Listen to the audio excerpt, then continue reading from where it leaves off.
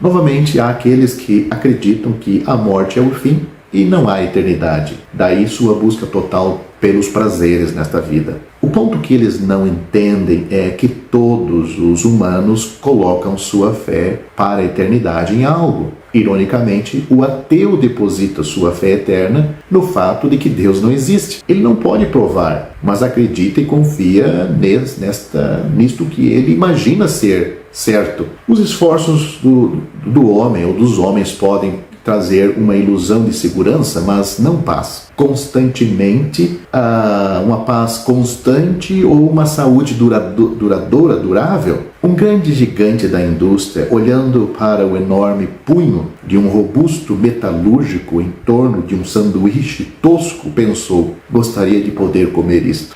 A segurança da riqueza permitia-lhe toda a comida que desejava, mas não a saúde ou o apetite para desfrutá-la. Isso é típico do mundo, e é tudo em vão, diz o apóstolo Pedro, pois não há alternativa para nossa salvação eterna ao que Deus já providenciou. O apóstolo Pedro diz de uma maneira muito clara, que eu já citei no início desse vídeo, repito aqui: em nenhum outro há salvação, nem em nós mesmos. Deus providenciou um caminho melhor, um caminho permanente, um caminho seguro para a nossa salvação eterna. A maior forma de segurança é a segurança eterna, pois tudo mais dura pouco tempo e depois desaparece, deixando poucos vestígios, por mais que tentamos. O Senhor Jesus, o Salvador dos pecadores, disse: eu sou o caminho e a verdade e a vida. Ninguém vem ao Pai senão por mim. João capítulo 14, versículo 6.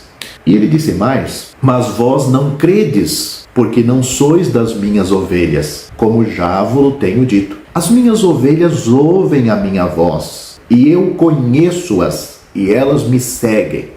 E dou-lhes a vida eterna, e nunca hão de perecer, e ninguém as arrebatará da minha mão. Meu Pai que mas deu é maior do que todos, e ninguém pode arrebatá-las da mão de meu Pai. Eu e o Pai somos um. João capítulo 10, do versículo 26 ao 30. A salvação eterna que Deus oferece é a segurança máxima. É a provisão de Deus para o tempo e a eternidade.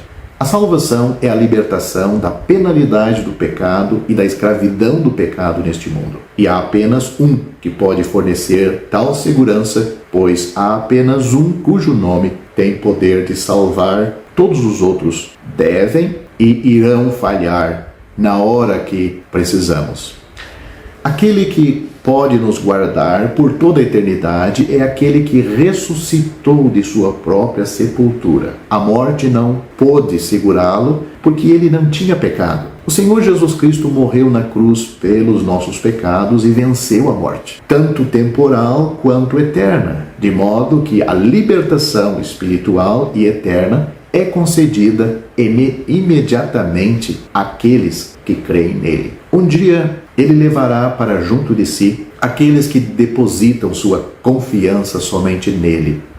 O corpo pode passar pela morte, o corpo deste crente, deste salvo por Cristo, pode passar pela morte, mas será ressuscitado por ele. E esta é a única segurança verdadeira. Enquanto o corpo deste crente está na sepultura, a alma deste crente está no céu. Paulo disse: tenho desejo de partir e estar com Cristo, pois isto é muito melhor. Não podemos fabricar nossa salvação, não podemos fazer uma obra que tenha valor adequado à justiça de Deus. O profeta Isaías disse: desde a planta do pé até a cabeça não há nele coisa sã. Serão feridas e inchaços e chagas podres, não espremidas, nem ligadas, nem amolecidas com óleo. Todos nós somos como imundo, e todas as nossas justiças como o trapo da imundícia. E todos nós murchamos como a folha, e as nossas iniquidades como um vento nos arrebatam. Tudo isso está no livro de Isaías, capítulo 1, versículo 6 e capítulo 64, versículo 6. O Senhor Jesus disse a um homem chamado Nicodemos: na verdade, te digo que aquele que não nascer de novo não pode ver o reino de Deus. O que é nascido da carne é carne, E o que é nascido do Espírito é Espírito, porque Deus amou o mundo de tal maneira que deu o seu Filho unigênito, para que todo aquele que nele crê não pereça, mas tenha vida eterna. Porque Deus enviou seu Filho ao mundo não para que condenasse o mundo, mas para que o mundo fosse salvo por ele. Quem crê nele não é condenado, mas quem não crê já está condenado, porquanto não crê no nome do unigênito Filho de Deus. Aquele que crê no Filho tem a vida eterna, mas aquele que não crê no Filho não verá a vida, mas a ira de Deus sobre ele permanece. Você pode ler isto e muito mais no Evangelho de João, capítulo 3. Eu citei aqui os versículos 3, 6, 16, 18, ou do 16 ao 18 e o versículo 36.